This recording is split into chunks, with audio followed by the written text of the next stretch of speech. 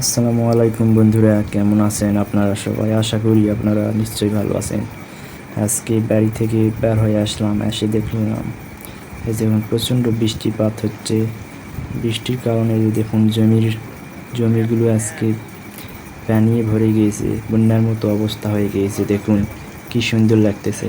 আর কিছুদিন পরে এখন হাল বাওয়ানো শুরু হয়ে যাবে এবং বৃষ্টির কারণে জমিগুলো পড়ে আসছিল, তার জন্য হাল বাওয়ানো হয়নি। আজকে হাল বাওয়ানো শুরু হবে। হাল বোয়ার পর থেকেই জমিতে ধান রোপণ শুরু হয়ে যাবে। চলুন চলুন সামনে যাওয়া যাক। যাওয়ার পর দেখুন আমি হাতে ছাতি নিয়ে আছি, আর আমি আপনাদেরকে দেখাতে চাই সামনে আরও কিছু। সামনে দেখুন এই যে সামনে অনেকটাই জমি ভিজে গিয়েছে এবং আপনাদেরকে নিয়ে যাব আমি আমার বাড়ির এই যে দেখুন আমি যাচ্ছি সামনে খলা দিয়ে আমি যাচ্ছি। আমাদের খলার সাইড দিয়ে দেখুন অতিরিক্ত কাদো মাটিয়ে ভরে গিয়েছে, হাঁটা চলা অসুবিধা হয়ে যাচ্ছে।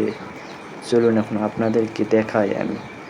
আর সময়ও বেশি নেই, কিছুক্ষণ পরই আজান দিবে, জোহরের আজান হবে। আপনাদেরকে দেখায় আমি সামনে নিয়ে যাই, জোহরের আজান হবে।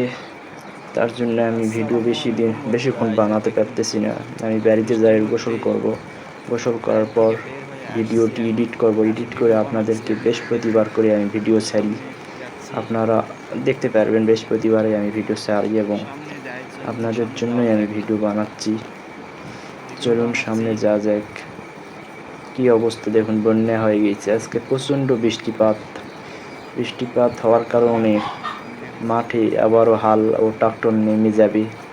যাওয়ার পর কিছুদিন পরই কাদো মাটি করার পর কিছুদিন পরই দেখবেন যে ধান রোপণ শুরু হয়ে গিয়েছে। ধান রোপণের পরই দেখবেন গোটা মাঠ ভিউয়ে ভরে গিয়েছে।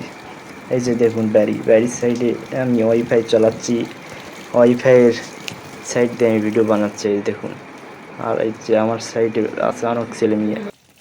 বন্যা রে